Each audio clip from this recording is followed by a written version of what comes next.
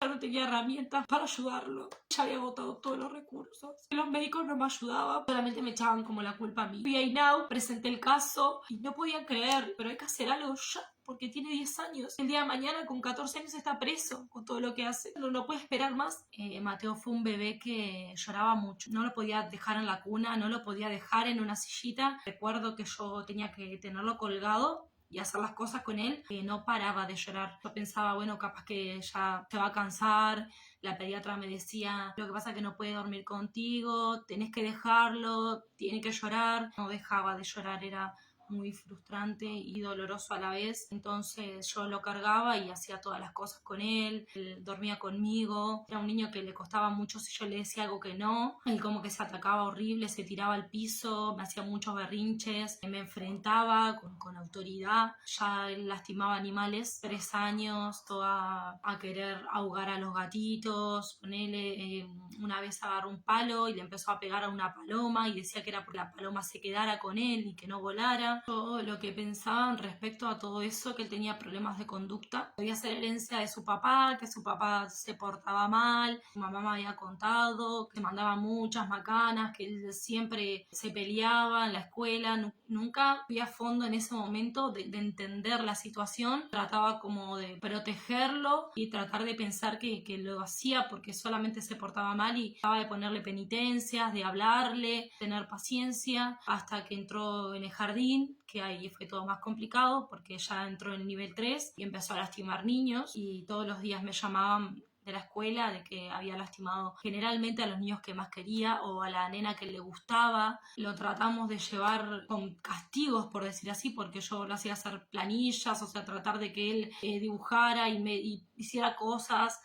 ponerle penitencias, no dejarlo ver dibujitos, un montón de cosas así que no servía de nada porque siempre era lo mismo. Yo lloraba y sufría un montón porque él no mostraba como arrepentimiento tampoco y él me decía voy a cambiar, no lo voy a hacer más, igualmente lo hacía. También es un niño que aprendió a hablar desde muy chiquito, o sea, él tenía 2 años y hablaba súper claro, era una cosa que me redestacaban. Cuando él entró en nivel 3 no podían creer cómo él sabía tantas cosas. Siempre lo notaron y lo destacaron por ser un niño con una inteligencia súper alta. Cuando él cumple 5 años, esa maestra era como un poco más sensible y sí lloraba un montón y la sacaba del lugar y Mateo venía lastimado de la escuela porque ella quería ponerlo en penitencia y él se pegaba, estaba todo el tiempo agrediendo y me dice yo creo que esto es para que lo vea, lo atienda psiquiatra, para que lo vea psicólogo y bueno, y ahí empezamos con todo el tratamiento. Cuando él tenía 5 años le empiezan a dar unas gotitas, a lo que no vemos cambios año tras año de lucha. Yo cuando él tenía 6 años quedé embarazada de mi hija. Fue muy desafiante porque él me veía embarazada, me veía que yo no podía con las cosas, que no podía ni siquiera correr y entonces él era peor su actitud, no mostraba ningún tipo de empatía con el bebé, nada. Todos los amigos que se hacía, porque siempre tuvo muchos amigos, pero los lastimaba. Tenía conductas inapropiadas sexuales también. En principio me enteré porque él fue a la casa de su abuela y le dijo algo muy feo a su tía, iba a hacer tales y tal cosas muy explícitas, a lo que, bueno, lo ponen en penitencia, me lo cuentan, yo le pregunto, pero ¿por qué eso? ¿De dónde lo sacaste? Y me dice que él con un amiguito hacían cosas sexuales en la escuela, en la casa. Yo iba a la casa de una amiga y ellos iban a jugar al patio, ellos tenían esas conductas, lo hacía con todos los niños, él llevaba de manera de juego, como manipulándolos en manera de juegos, llevar a que ellos se tocaran sus partes, que ellos hicieran otras cosas que no tenían que hacer, por lo que la psicóloga y la psiquiatra, o sea, los especialistas lo tomaron como algo normal, como que los niños exploran sus cuerpos, exploran con otros niños. A mí me llamó muchísimo la atención porque no era solo eso. Yo ya les había contado el tema de los animales, las conductas desafiantes, el lastimarse a sí mismo. Con 5 años se ató una soga al cuello y decía que se iba a matar y se estaba ahorcando.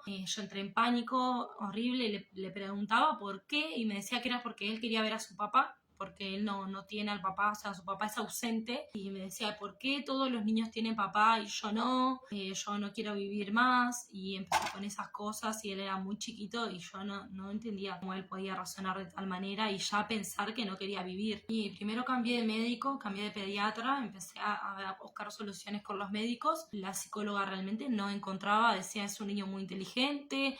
Yo creo que solamente le faltan límites, hiperactividad, solamente eso. Entonces a él lo trataban como eso. Me pasan los años, yo tengo a la nena, no lo cambian nada tener una hermana, creo que empeora, como que siento que él empieza a sentir celos. En ese momento se empezó a complicar mucho más. Yo me voy a vivir con mi papá para ver si él me puede ayudar. Yo no tengo una relación muy estrecha, la verdad, pero no tenía a quién acudir. Mi papá se cansó, terminamos peleados, él se fue, yo seguí sola con él, tenía conductas con sus hermanas que no estaban buenas, que las quería contar, me daba como miedo, podía proteger también a él. Yo no podía permitir que él la agarre a Upa, por ejemplo, porque él siempre se la ponía arriba y como que le hacía unos caballitos, como unos juegos que no me parecían apropiados, que yo lo veía y me decía, no, pero esto solamente estoy jugando, y yo no. Y entonces él se enojaba y me decía, ¿y por qué yo no puedo jugar con mi hermana? ¿Y por qué no? Entonces él a su vez se sentía como atacado, como que él era el malo y yo lo veía como un niño malo. Y no es que era así, es que tenía que cuidar de mi hija también. En ese momento hablo con el papá de mi hija, que él no la había reconocido, él no quería saber nada de la nena, pero en ese momento yo me sentía muy sola y sentía que no podía con los dos niños. Se lo planteo a él y le digo, che, ¿qué te parece si intentamos estar juntos, si me ayudas a criar a tu hija? Bueno, todo así, él accede, se viene a vivir con nosotros, él me empieza a ayudar tanto con Mateo. Costó muchísimo porque Mateo, en vez de aferrarse a él y realmente sentir ese apoyo que él le estaba brindando, porque él llegaba de trabajar y hacía los deberes con él se quedó con su papá para que lo pudiera empezar a ver, para que él le dedicó mucho tiempo, mucho afecto, y realmente no sirvió, porque él también hizo cosas malas a él. Él tenía un hijo en otro departamento y se lo trajo. Mateo termina atentando contra ese niño, lo lastima, el niño empieza a decir, Mateo me hizo esto y esto y esto, y no lo dejaba de repetir. Terminamos en violencia doméstica. Es bastante complicado, y obviamente que le creyeron a Mateo de que no había sido él, porque Mateo siempre tuvo la capacidad de manipular de una manera impresionante a cualquier persona. Y en ese momento lo primero que hace la justicia es atentar contra su propio padre. Lamentablemente hay casos en los que los padres abusan de sus hijos y hacen cosas malas, pero este no era el caso. Lo que hicieron acá en el Uruguay, que es bastante complicado, el tema de la policía y la justicia más que nada, fue atentar contra él, como que él era el violento, como que podía haber llegado a lastimar él a su propio hijo, y él es policía, lo desarmaron, le quitaron el arma, lo golpearon, se lo llevaron como si fuera un delincuente. En ese momento nos separaron, yo me quedé sola y yo me tuve que separar de mi hijo también en ese momento porque estaba todo muy confuso. Llevaron al niño a forense, a mi hija también, y hasta que no tuviéramos todas las pericias psicológicas y físicas, o sea, no podía volver a ver a mi hijo por las dudas de que hubiera hecho algo a la hermana también. Tuvimos audiencias también, tuvimos que ir a un juzgado, todo se fue grave y ya me dice la jueza que ahora tenía que ver con quién lo iba a dejar porque el niño no podía volver conmigo. Yo estaba embarazada también, aparte del bebé ahora. Nada, no, creo que pasaron 2 meses y yo lo extrañaba un montón, y me decían, bueno, pero es elegir o estar con el papá de tus hijos o estar con Mateo, con tu hijo, y yo obviamente elegí estar con mi hijo. Me separé con el dolor en el alma porque realmente yo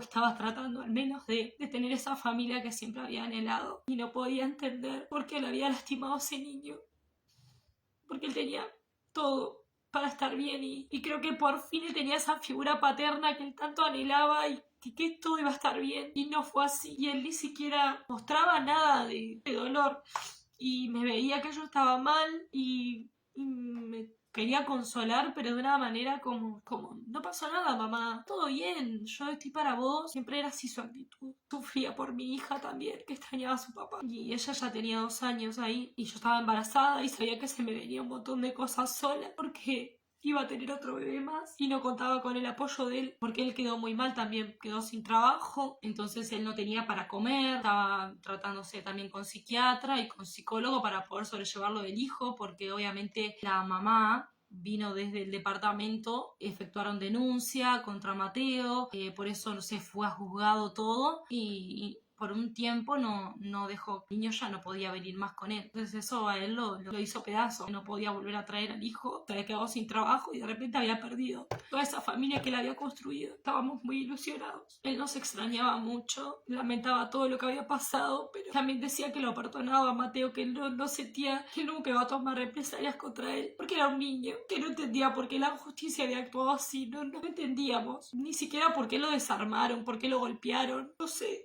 Es que está todo muy mal acá, ¿no? Realmente hay mujeres que son maltratadas y golpeadas y pasan cosas horribles y no hacen nada. Y cuando tal vez no pasan las cosas, ellos actúan de una manera horrible. O sea, a mí me tuvieron encerrada en una habitación chiquitita con mi nena y no me dejaban salir. Me tuvieron casi por 24 horas tirada en el piso con la nena. Así que imagínate lo que es la justicia acá, que no entendíamos. Después yo me lo traje conmigo, Mateo, y fui a hablar con los médicos, con la psiquiatra, de que yo me iba a ser responsable de todo lo que sucediera, pero que yo lo quería conmigo de nuevo, sea como sea, que lo iba a intentar. Y empezó con otros tratamientos, trataron también por bipolaridad, esquizofrenia, porque él siguió haciendo cosas en la escuela, lastimaba a los niños también, los acosaba, decía que los iba a matar y agarraba a los niños que eran más vulnerables, los niños que eran retraídos o que tenían dificultades para expresarse. Él se hacía muy amigo de ellos, porque él es todo lo contrario, él tiene una manera de hablar excelente. Él agarraba siempre a esos niños, los maltrataba psicológicamente. Me contaban las mamás después de que los niños ya estaban pasando por una etapa de crisis, donde las mamás venían y me llamaban y me decían, mira,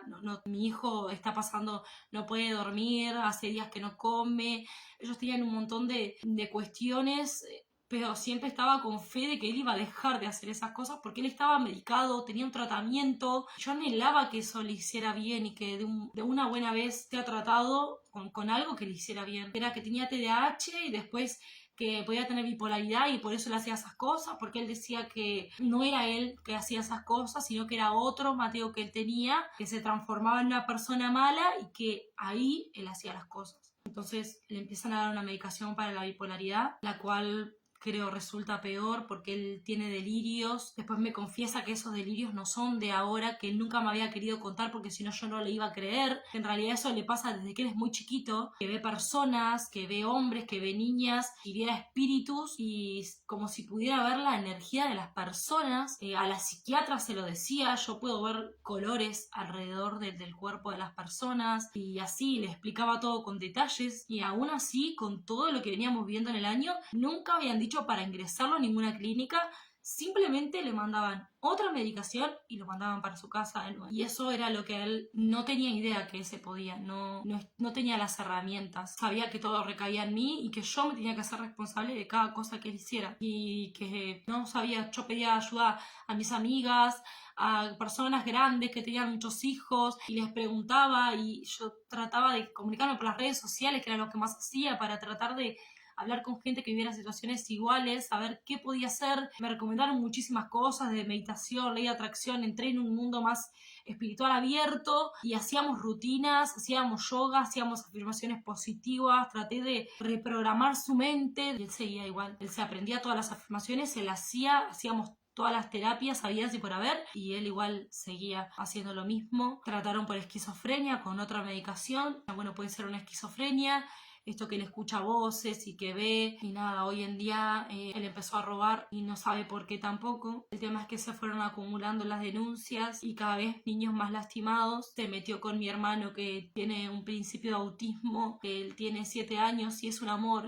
no tiene ninguna maldad y él lo quería mucho, decía que era su mejor amigo. Entonces como que ese fue el límite de tantas veces que él lo lastimaba y mi papá le decía, bueno, hasta acá, porque si no, Mateo, no te vamos a querer ver, no te puedo dejar acercarte más a tu tío porque lo lastimás, porque eso es así. Yo no tenía herramientas para ayudarlo. Ella había agotado todos los recursos. Los médicos no me ayudaban, solamente me echaban como la culpa a mí. Y Ainau, que Ainau es un centro como de menores, los niños que son abandonados, que ya los papás no pueden más. Me acerqué hasta allí, presenté el caso y no podía creer y decía, pero hay que hacer algo ya, porque tiene 10 años. El día de mañana con 14 años está preso con todo lo que hace. No puede esperar más. Y bueno, y ahora está en una clínica de Puntas Carretas, que es una de las mejores, o sea, es una clínica súper linda, pero no estoy teniendo muy buenas noticias. Sinceramente sé que ya lo están tratando, lo están controlando 24 horas, tienen cámaras de seguridad, tienen especialistas todo el tiempo. Era el mejor lugar para que lo puedan evaluar realmente, puedan darle algo que le hiciera bien, que no se metiera más en problemas, porque yo lo que más quiero es que él disfrute, lo que le queda de niño, que sigan problemas y que de grande verlo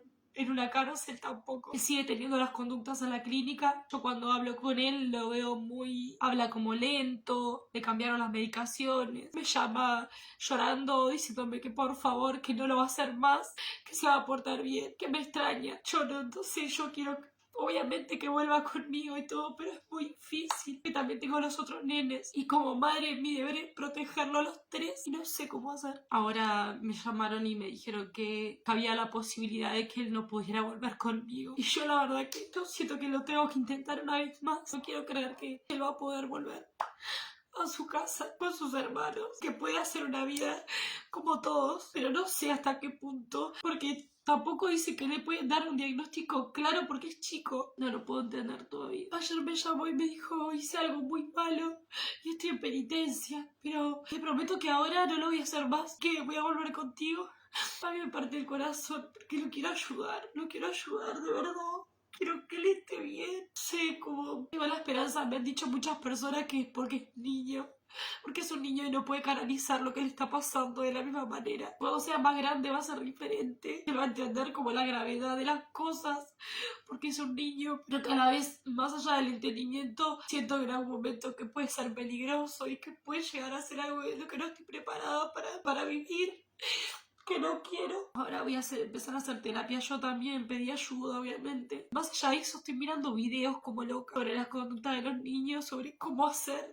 Y todo se basa en el amor, en no juzgarlos, en no, por más que yo haga las cosas malas, igualmente darles amor, o sea que sí, bueno, sí hiciste esto algo malo, pero no privarlos de un beso, de un abrazo, de que ellos sepan que vos los amás y lo vas a amar toda la vida, que tu amor nunca les va a faltar.